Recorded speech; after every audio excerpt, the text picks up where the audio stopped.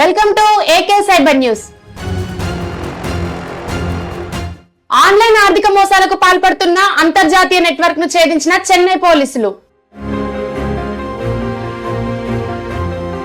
Cyber మోసాలు చేయడం కోసం భారతదేశంలోని సిమ్ కార్డులు, బ్యాంకు ఖాతాలను ఏర్పాటు చేసుకుని ఆపై తమిళం మాట్లాడే వారిని లక్ష్యంగా చేసుకుని మలేషియా మరియు కాంబోడియా నుండి కార్యకలాపాలు నిర్వహిస్తున్నారని పోలీసులు తెలిపారు.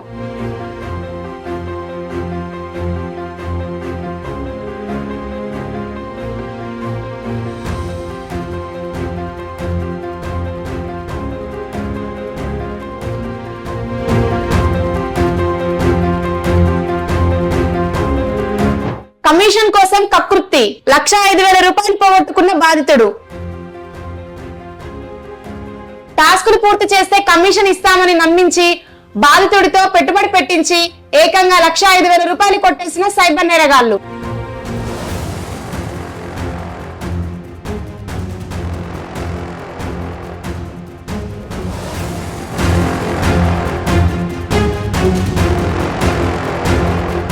కొరియర్ లో డ్రగ్స్ అంటూ కాల్స్ చేస్తున్న ముఠా అరెస్ట్. కొరియర్ లో డ్రగ్స్ మరియు ఇతర అభ్యంతరకరమైన వస్తువులు ఉన్నాయని ప్రజలను భయపెడుతూ డబ్బులు వసూలు చేస్తున్న ముఠాలోని 6గురిని తూర్పు జిల్లా సైబర్ క్రైమ్ పోలీసులు అరెస్ట్ చేశారు. నిందితులు వివిధ రాష్ట్రాల్లో దాడులు నిర్వహించి పెద్ద మొత్తంలో డబ్బులు దోచుకుంటున్నారు అని పోలీసులు తెలిపారు.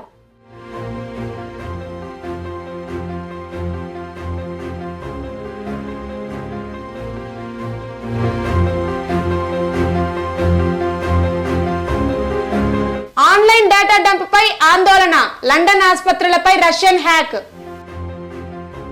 లండన్ ఆసుపత్రులపై రష్యన్ గ్రూప్ చేసిన ర్యాన్సమ్వేర్ అటాక్. దర్యాప్తు పూర్తి కావడానికి వారాలు కూడా పట్టవచ్చు అని తెలిపిన నిపుణులు.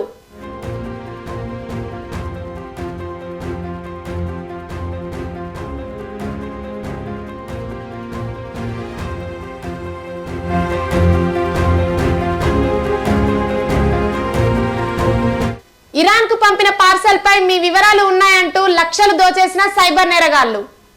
మనీ లాండరింగ్ కేసులో మీ వివరాలు నమోదై ఉన్నాయంటూ మహిళను భయపెట్టి 15,76,000 రూపాయలు దోచేసిన సైబర్ నేరగాళ్లు.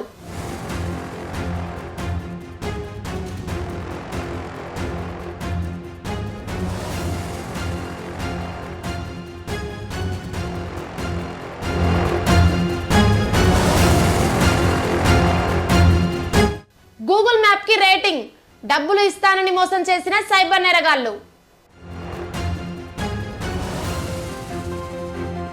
గూగుల్ మ్యాప్ కి రేటింగ్ ఇస్తే డబ్బులు ఇస్తామని నమ్మించి బాధితుడి నుండి 16,68,000 రూపాయలు కొట్టేసిన cyber కేటుగాళ్లు.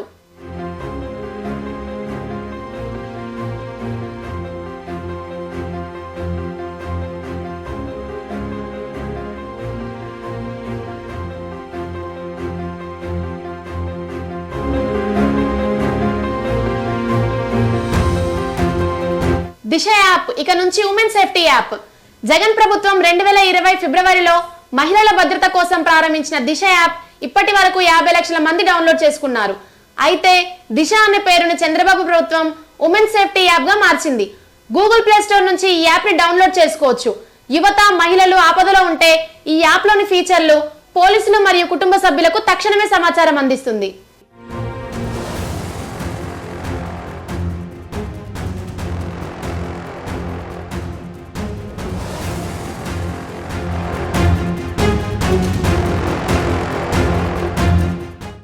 Canara bank Twitter hack.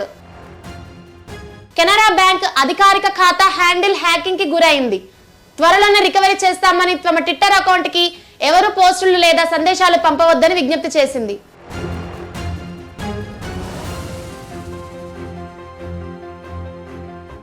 AK cyber news 24/7 cyber crime news channel.